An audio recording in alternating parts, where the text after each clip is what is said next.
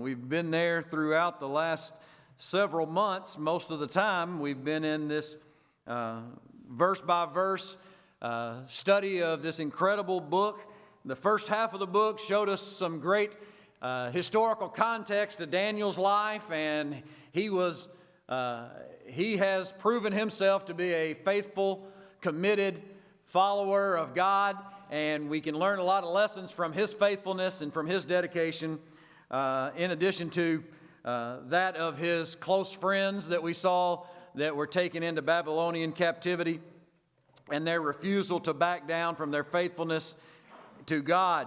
Then we see a series of revelations given to Daniel, a series of explanations where he was not just granted the ability to interpret dreams of a pagan king like Nebuchadnezzar, or to be able to predict what was about to happen in the fall of the Babylonian Empire as it was taken over, but he was also given great insight into what would happen going many years forward throughout the times of the Gentiles, the world history as it would begin to unfold in the years that would follow Daniel and that are continuing today. Much of the world history that has taken place since Daniel's day, we have been able to trace it back, and we can point to it, and we can say specifically these things which were revealed to Daniel have come to pass, and we can match them up very accurately with historical figures in the years that followed. And this time of the Gentiles, from the time that the Jewish people were finally fully exiled and moved out of the land of Israel, both the northern kingdom and the southern kingdom had been banished, and there was no nation of Israel, if you will. There was no continuing of what God had established with them. There was the beginning of their purging process. This 70-year window in Babylonia was one thing, and it was hoped by Daniel and I'm sure many others, although we saw that not enough of them, it seemed, were all that interested in returning back to reestablish Israel, to bring glory to God, to put God back in his rightful place as the protector of, as the God of this covenant people. Israel's purging process, turns out, had only just begun with 70 years under the Babylonian captivity. And then the freedom to return under the Persian rule, the freedom to return to Israel, did not go smoothly. It was not well received by all of the Jewish descendants of Abraham. It certainly was not smashing success when they did get back to the land. They certainly had not experienced many years of peace and prosperity, even once they got back to the land, once they got a temple rebuilt, once they got the city of Jerusalem rebuilt and refortified. All of that process did not lead to immediate peace and tranquility where Israel became the dominant world power that everybody looked to and listened to. No, the purging process for the people of God's covenant, turns out, was going to last. And frankly, it's still lasting today. That was something that they had a hard time gaining full perspective on, right?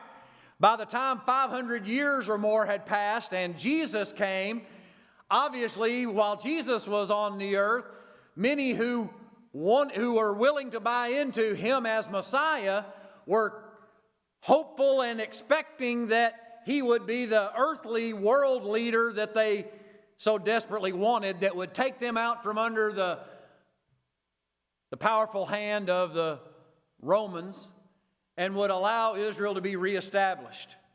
But obviously the times of the Gentiles were not complete yet.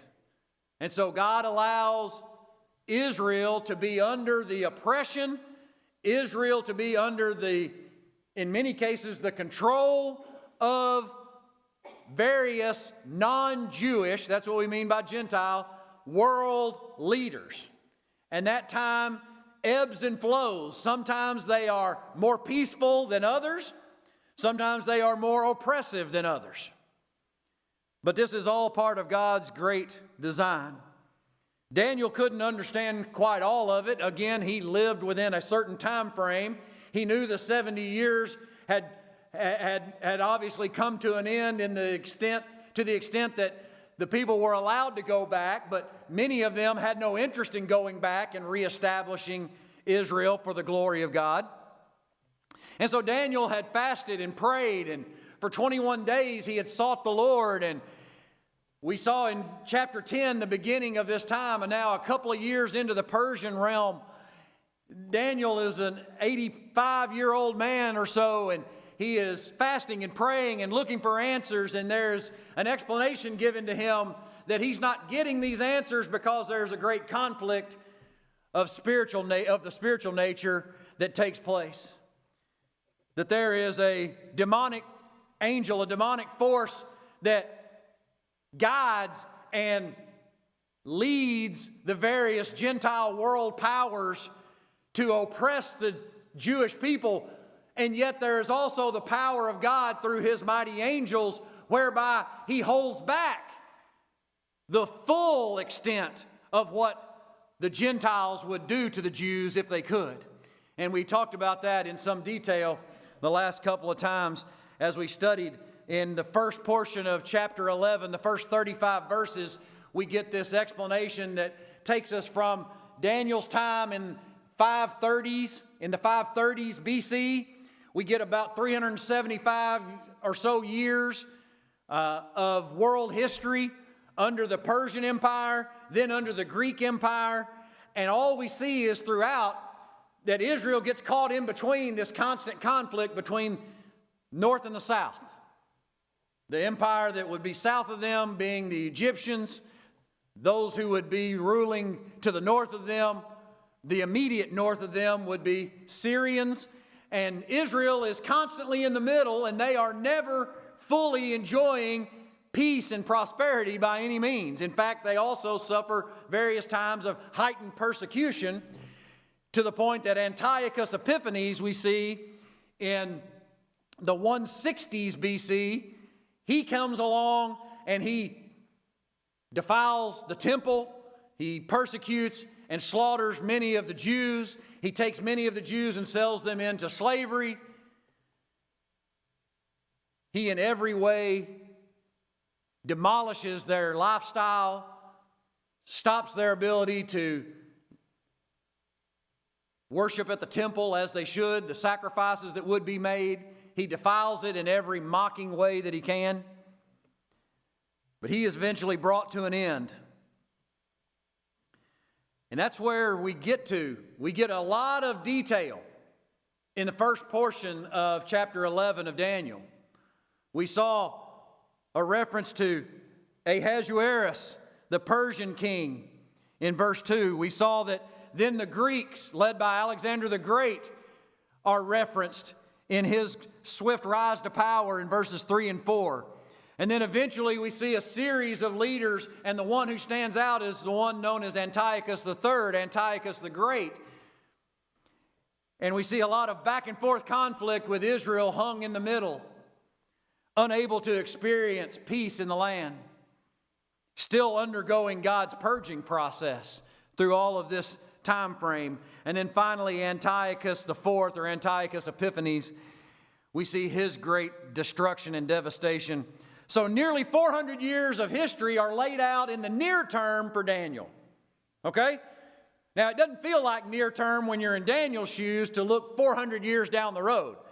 But because we look back at Daniel, and we are now 2,000 years after the time of Christ, we can say that Daniel's original, or the first portion of this, was the near-term fulfillment of God's purging process, God's continual time of humbling the nation of Israel, the people of the covenant. God has not forgotten them. He has plans and purposes to carry out with them, for them, through them. However, in his grand wisdom and purpose for all of humanity and all of human history, now from the times of Daniel, even until now, God has continually brought various forms and levels of humbling, of chastisement upon his people of his covenant. And we find ourselves still there today. There has always been and there always will be a remnant of true and faithful Israel. And he will bring to pass what he intends to bring to pass at the final moments. But the last portion of chapter 11 takes us to this future king, this future world leader who appears to be in the form of a member of the Roman Empire or the Western Hemisphere, okay? When we call it the West, the Roman Empire had extended to what we call the West, and now we know, of course, the industrialized world that has advanced in recent centuries, so much of it is the West. We call it the West, the western portions of Europe, and of course, the United States and other portions of our hemisphere. It appears that there will be a revival of the Roman Empire, which never was fully extinguished, and from that, or gaining his power from those people, will be a man that we can identify as the Antichrist. He is called the little horn in Daniel 7. He is called the king of fierce countenance in Daniel 8. He is called the prince that shall come in Daniel 9. He is referred to in 2 Thessalonians by Paul as the son of perdition, or the son who is destined for destruction, the man of sin, the man of lawlessness. And you may remember him identified simply in Revelation 13 as the beast. All of these are references to the same one. So at the end of verse 35, we saw the clue as to why God had given us all this information in the first portion of Daniel 11. We saw in verse 35 that all of this was leading to the purification, the purging of God's covenant people. And he can choose to take as long with that as he wants to, amen? I mean, we all may have had struggles with why this continues, and certainly we wouldn't be alone if we questioned or wondered that. But God can continue that as long as he chooses to. And by his grace, he has flung open the doors to the Gentile world. And you ought to be proud of that, whether you understand it all or not. Because if you're not Jewish, it's important to know that the Gentile world has been evangelized. God's purging process will continue until the end. And so the end of verse 35, I didn't put this on the screen, but he said, in this way, they, his covenant people, will be refined and cleansed, and they will be made pure until the time of the end. It'll go on as long as God says it will. For the appointed time is still to come. Now, that was true for Daniel, and it's still true now. Why do I know that the appointed time is still to come? Because we're all still here. That's how I know that, not because I got smart overnight. Daniel 11, 36 through 45, these 10 verses, here's a quick outline for you. We're going to see the character of the Antichrist in verses 36 through 39, what kind of person he ends up being. We're going to see the conflict of the Antichrist, which is predicted in verses 40 through 43, what kind of struggle that he goes through. And then finally, the condemnation of the Antichrist in verses 44 and 45. It would bleed over into chapter 12, but I had to stop myself somewhere today. Next time we'll get to chapter 12, and we'll get the full explanation of his condemnation. But I want you to note that all the things that we mentioned last week in basically Daniel 2, Daniel 11:2 to Daniel 11:35. We can verify historically, point by point, step by step, these things have happened. They happened the way that they were predicted. God, as I said last week, showed off and demonstrated full detail so that you and I might be confident in knowing that the God of the Bible knows it all. And if you have not come to terms with the fact that there is a God who knows it all, you better get to the point of humbling yourself, and I pray you do it right now. He knows it all, and you must acknowledge Him. You must acknowledge your own sinfulness and your inability to save yourself. And you must acknowledge that only through the shed blood of Jesus Christ, the life, the work, the death, the resurrection of Jesus Christ, only through that may you be saved. And if you haven't brought yourself to that point, now's as good a time as any to do that. I'll stop what I'm doing if you need to do it right now. So that's the big overarching picture. Don't lose that in the minutia of all the historical details or in the minutia of all the future predictions. We can obsess over this prophecy sometimes, and it actually ends up being counterproductive for us because we lose sight of what's most significant right now. I don't want us to do that. I want us to see this description today, the character, the conflict, and the condemnation of the one that I call the willful king. This is another description of this one that's called the beast and many other things. He is the willful king. You've never seen anybody with a stronger will, no matter how much one of your children tested you. You've never seen anybody more willful than this man will eventually be. Read with me in Daniel 11:36. We start to look at his character. The king. Okay? Now this translation, you're going to see today that I've got a couple issues with this translation. I could have an issue with any translation of the Bible from time to time. That's why I'm willing to study multiple, and I try to get back to the original details. It might be best served for us to understand this as then the king. But I want you to note that it just simply says the king. You remember last week, it always kept saying the king of the north or the king of the south, right? So we know that this is a natural break for a number of reasons. Number one, it just simply says the king. Or other translations say and or then. Okay? So that's a natural transition. We also know that going forward now, all of these details can't be verified by somebody historically. They try. Some have tried to finish out the rest of this chapter, still pointing to Antiochus Epiphanes. Some will make the argument that during the times of the Romans that maybe Nero fits in this description. And I can see some of that, but I don't fully go with that. I interpret this as the future, eventual, final moments of God's humbling of Israel will be under the hand of this one who is still yet to come. So the king, this future king, will do as he pleases, exalting himself and claiming to be greater than every god, even blaspheming the God, capital G, of gods. So Antiochus Epiphanes loved himself.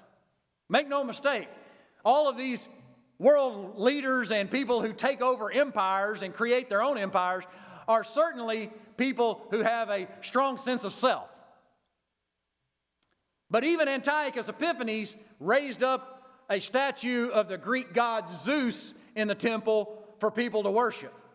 So even he, in spite of his incredible ego, did not declare himself to be God to be worshiped.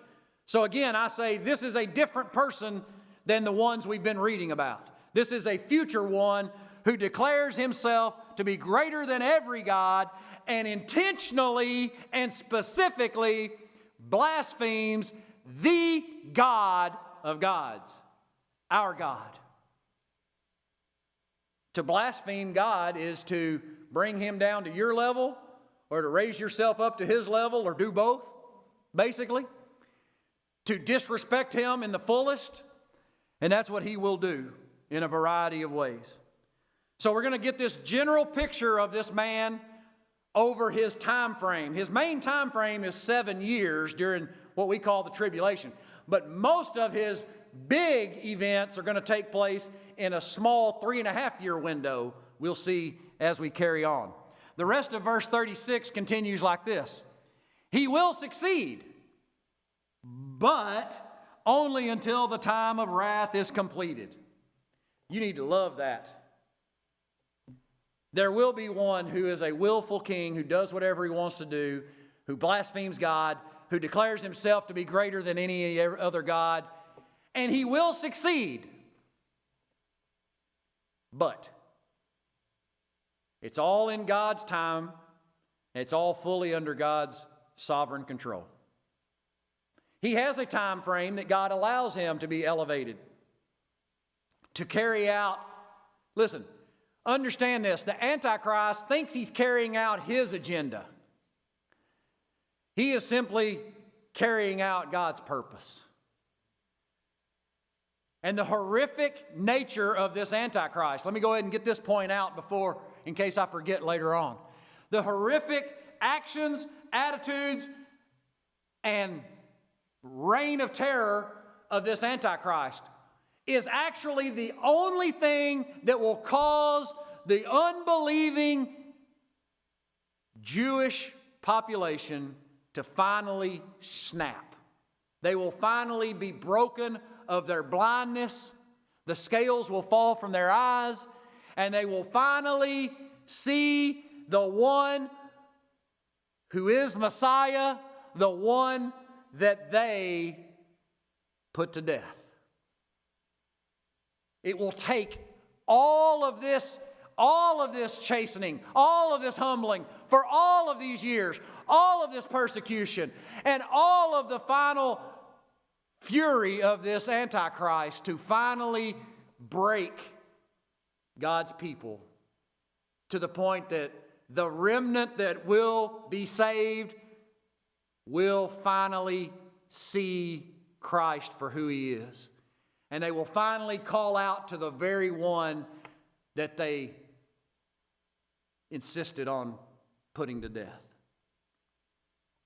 Because the Antichrist is only carrying out God's purpose. His persecution of the people, specifically the Jews, will be serving God's purpose. He will succeed, but only until the time of wrath is completed. For what has been determined will surely take place. This is not an if, this is not a maybe, this is not a good guess on out in front of what's going to happen. This is decreed, declared, and can be confident. We can confidently be assured it will take place. Now, verse 37 gets into another interpretive challenge. Okay?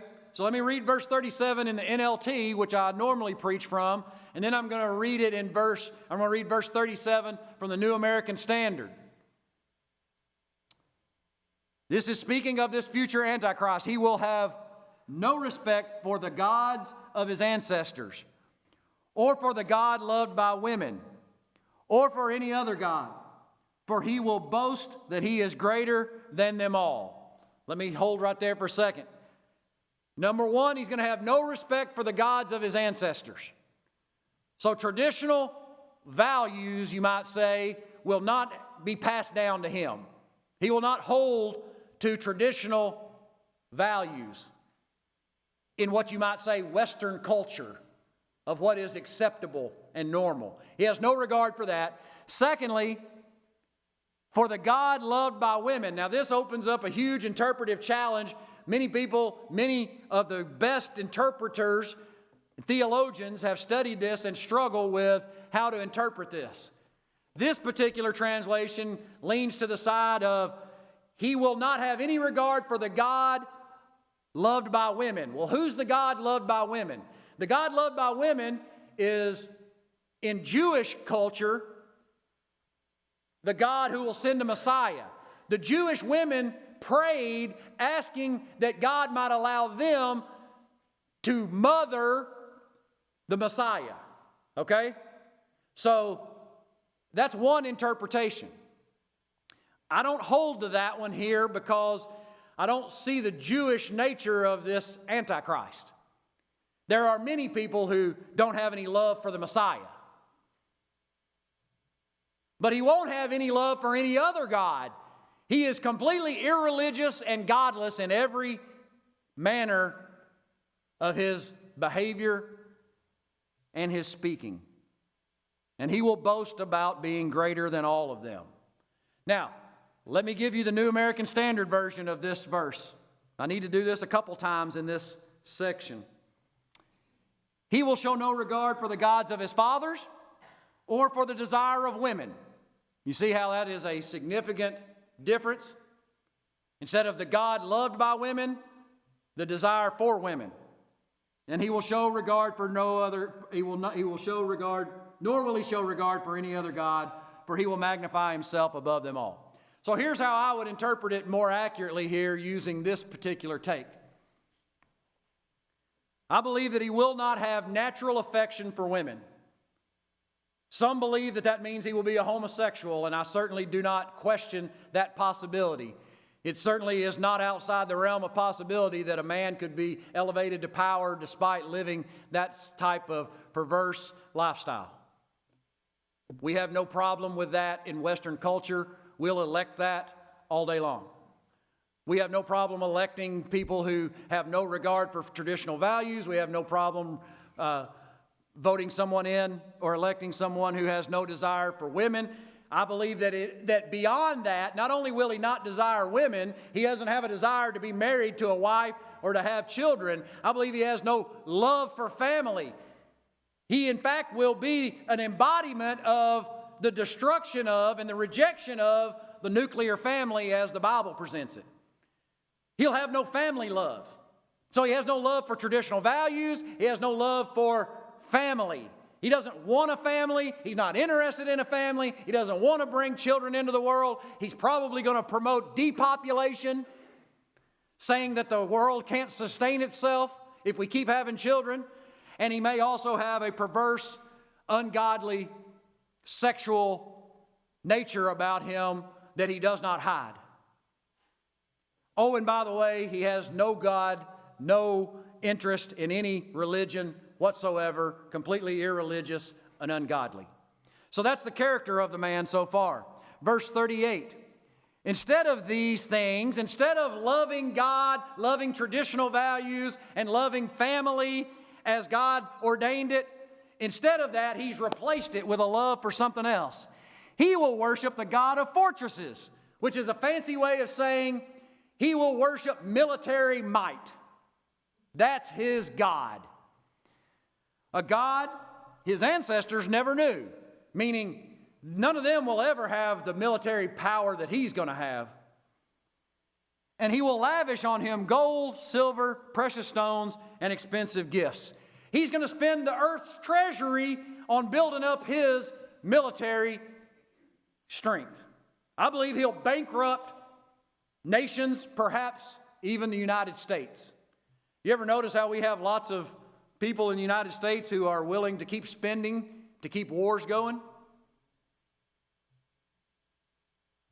It's not entirely out of the realm of possibility that the United States would spend itself into total bankruptcy, total monetary default, simply by our desire to continue funding war. And I think that's what this man's going to do. He's going to drain the coffers of all the remaining Western world powers, and he's going to pump all that money into building up his artillery. Why? Because he knows trouble's coming, right? You can't be a world leader without some sort of trouble coming. And we'll see that in just a minute. Verse 39 says he's going to claiming this foreign god's help. Who's he trusting in? He's trusting in his military strength. That's what's going to happen. He's going to put all of his confidence in his military capabilities. He will then attack the strongest fortresses. Everywhere he sees a chance to increase his power base, he's going to take it, take it, take it. And he's such a great deal breaker, such a great deal maker. He will honor those who submit to him. He's going to buy their favor. All these other countries are going to be like, yeah, take our weapons, go for it.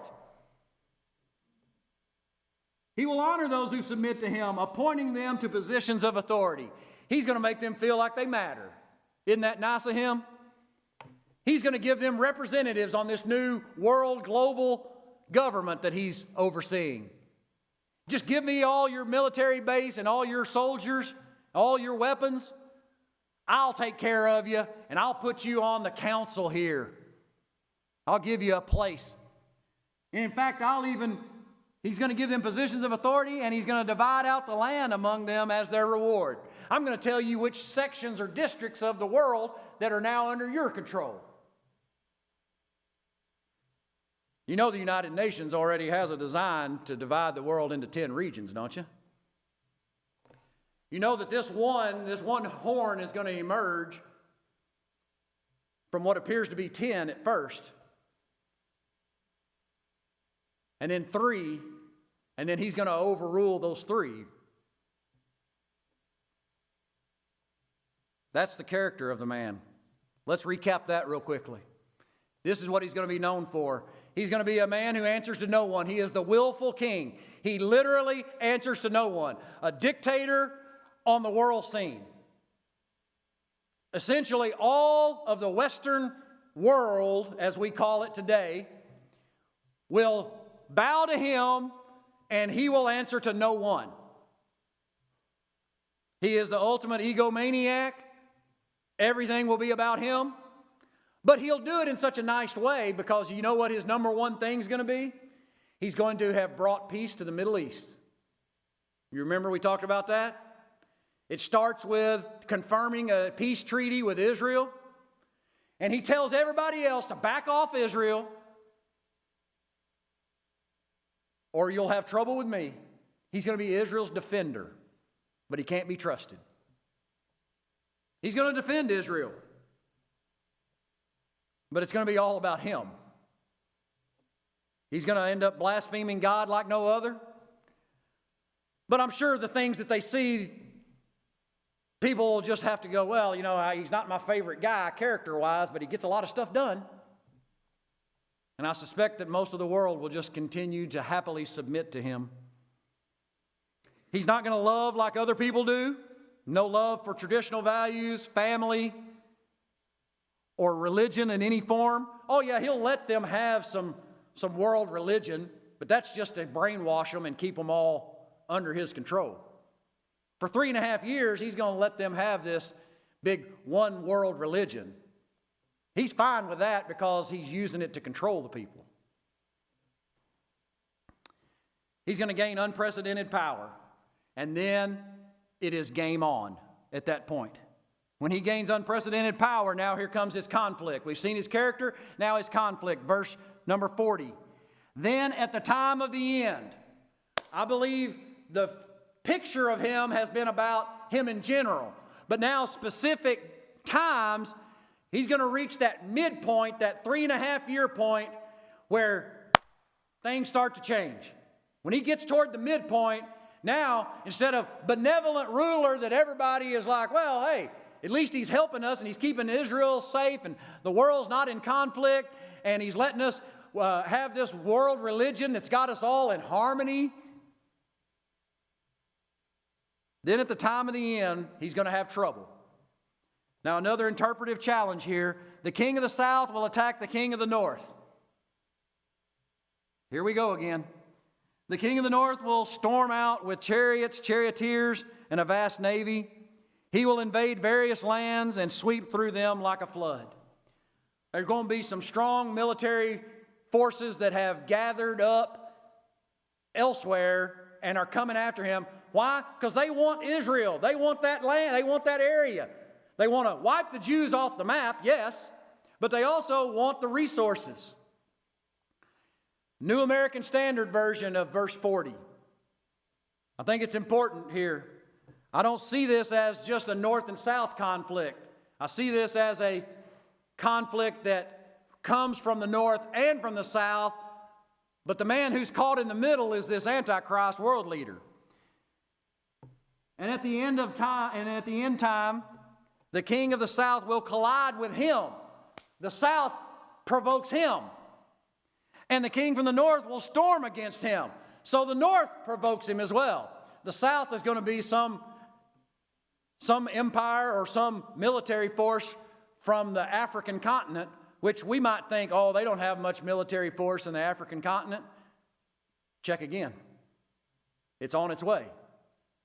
Their capabilities are increasing by the moment in various portions of the African continent. So they'll come from the south, a coalition from the north, which appears to be more than just Syria now. It appears to be the north, which is Russia. Ezekiel 38 and 39 points us to that. It's more than just Syria, it's Russia and other conglomerated forces. So he gets squeezed there as he defends Israel, as he stands as Israel's protector, he's getting a squeeze. So they're coming with chariots, with horsemen and many ships, and he will enter, countries, overflow them, and pass through. He, the Antichrist, will have his military force ready to go, and you know what he's going to do? He's going to win. He's going to win. He's going to fight them off to the north and to the south. Look at verse 41. He does this where? In Israel. He will enter the glorious land of Israel, and many nations will fall. All these nations who sent representatives to fight him off are going to fall. And Israel's going to be right there in the middle again. But to the south and to the east, that's Moab, Edom, and the best part of Ammon, will escape. Why would God not allow them to be destroyed during all of this conflict? I believe that's where the Jewish people will flee during this time of great turmoil. I believe they'll find refuge there, and God will allow them to be passed over in this great world military conflict.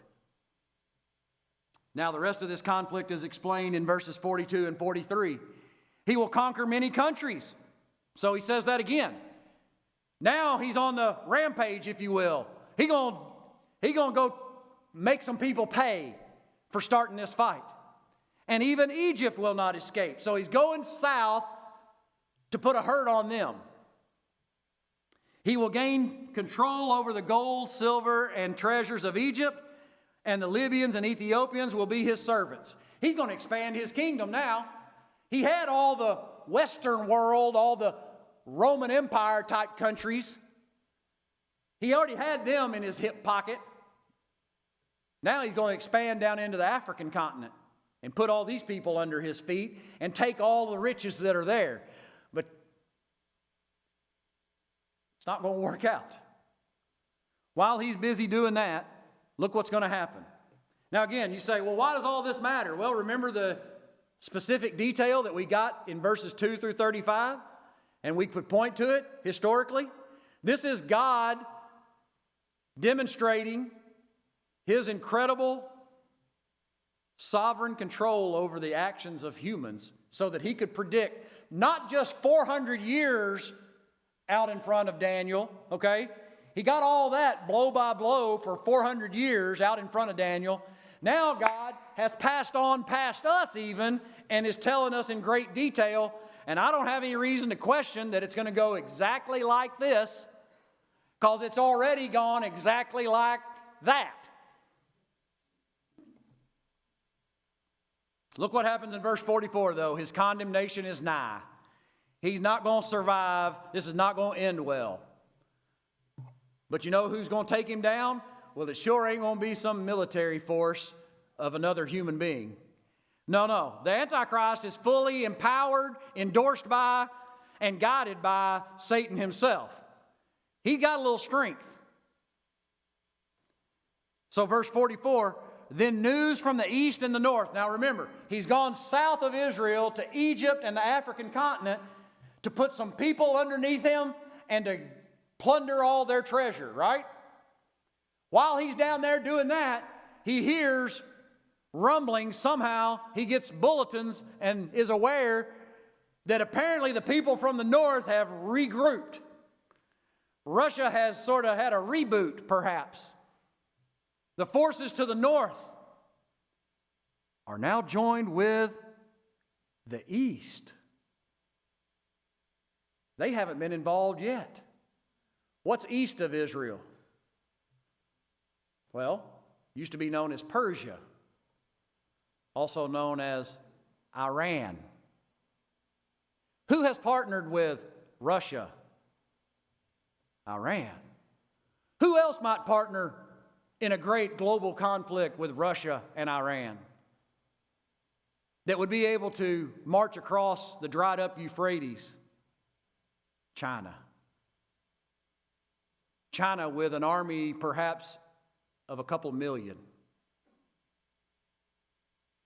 But then the news from the east and the north are not good. It will alarm him.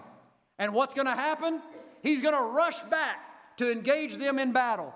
And he will set out in great anger to destroy and obliterate many. And that's exactly what happens. He wins again.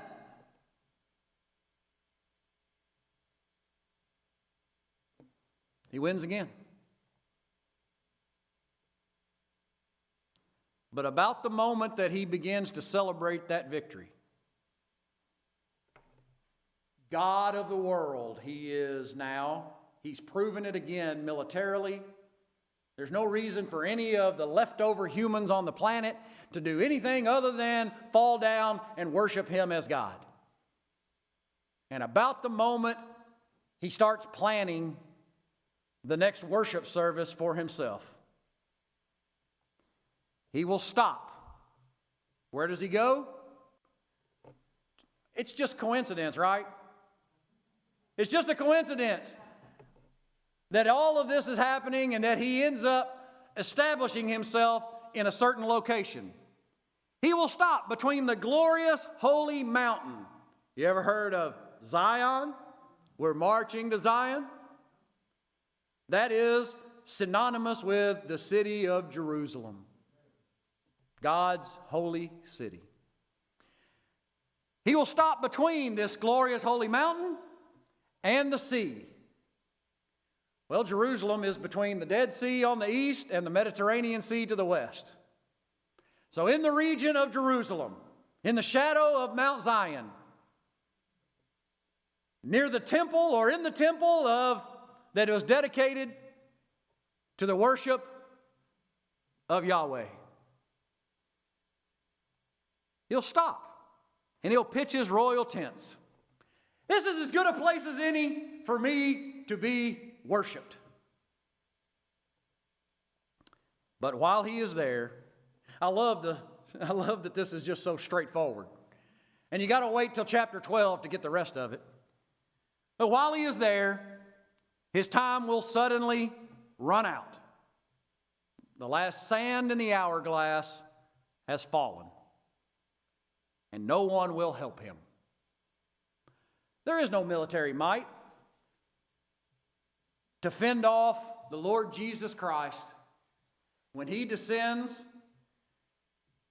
and he stands atop the Mount of Olives and with the breath of his mouth pronounces judgment. And the final victory has been won. Christ returns to destroy him. The Antichrist, who has served God's purpose in bringing the final fury of God's chastisement, his humbling, his correction upon his covenant people. The man, the Antichrist, who has slaughtered 2/3 of the Jewish world population at this point. Those who remain will be God's covenant people. They will finally see the truth. And so for you and for me, we need to remember God controls all world events. We'll talk a little bit next week about some world events, how they relate. I've given you a little preview already. Let me tell you why this is happening to Israel. Because God's still chastising them. That's why.